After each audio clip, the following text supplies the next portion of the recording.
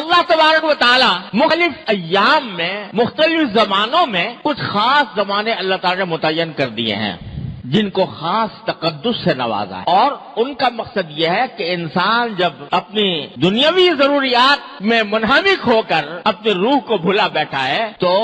اس کو پھر واپس لایا جائے اور روحانی ترقی کی طرف اس کو متوجہ کیا جائے۔ اس کے لیے اللہ تعالیٰ نے کچھ دن مقرر کر دیے ہیں، ورنہ دن تو دیکھو سب ایک جیسے ہیں، رمضان کا مہینہ ہو یا غیر رمضان ہو، سورج طلوع ہوتا ہے اور غروب ہوتا ہے،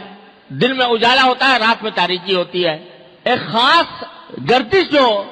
شمس و قمر کی ہے وہ اسی طریقے سے چلتی رہتی ہے، دیکھنے میں رمضان کے دن میں اور غیر رمضان کے دن میں کوئی فرق نہیں۔ لیکن اللہ تبارک و تعالیٰ نے اس رمضان کے مہینے کو کہہ دیا یہ میرا مہینہ ہے، یہ میرا مہینہ ہے، یہ میری عبادت کا مہینہ ہے۔ تو جب اللہ تبارک و تعالیٰ کسی چیز کو اپنا کہہ دیتے ہیں تو اس کے ساتھ جو تقدس، اس کے ساتھ جو روحانیت اور اس کے ساتھ جو عظمت وابستہ ہوتی ہے وہ عام چیزوں کی طرح نہیں ہوتی۔ دیکھو کعبہ شریف کو، کعبہ شریف کی عمارت کو دیکھو، اس میں وہی پتھر وہی سیمنٹ جو عام عمارتوں کے اندر ہوتا ہے، کیا فرق ہے اس میں اور عمارتوں کے اندر؟ بلکہ اگر دیکھا جائے تو دوسری عمارتیں زیادہ خوبصورت اور زیادہ شاندار نظر آتی ہیں بنسبت کعبہ شریف کی عمارت کے۔ لیکن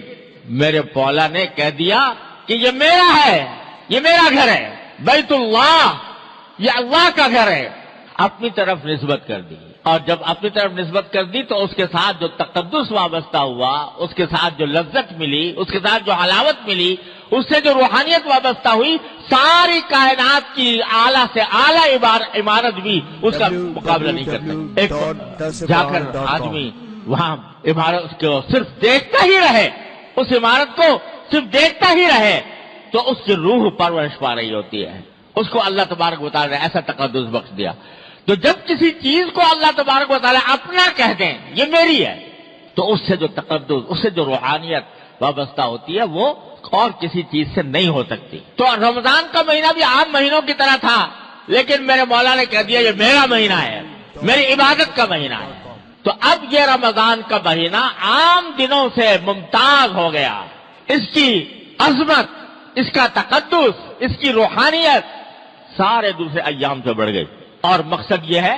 اس رمضان کا مہینہ لانے کا مقصد یہ ہے کہ میرے بندو، تمہیں میں نے کھانے پینے کی اجازت دی تھی، تمہیں میں نے روزی کمانے کی اجازت دی تھی، تمہیں جائز حدود میں تفریحات کی بھی اجازت دی تھی، لیکن تم اس میں اتنے منہمک ہو گئے ہو کہ تمہاری روح کمزور پڑ رہی ہے۔ اب واپس آ جاؤ، ایک مہینے کے لیے اس طرح واپس آ جاؤ کہ اب جو کام کرو وہ تمہاری روح کو تقویت پہنچائے۔ تھوڑا سا مادی لذتوں سے تھوڑی دیر کے لیے اپنے آپ کو فارغ کرو اور اللہ تبارک و تعالیٰ کی عبادت میں یہ مہینہ اس طرح گزارو کہ تمہاری روح تقویت پائے، تمہاری روح کے اندر بالیدگی ہو، وہ تمہیں روحانی ترقی حاصل ہو۔ یہ ہے در حقیقت اس رمضان المبارک کا فلسفہ اور اس کی حکمت کہ اللہ تبارک و تعالیٰ نے یہ مہینہ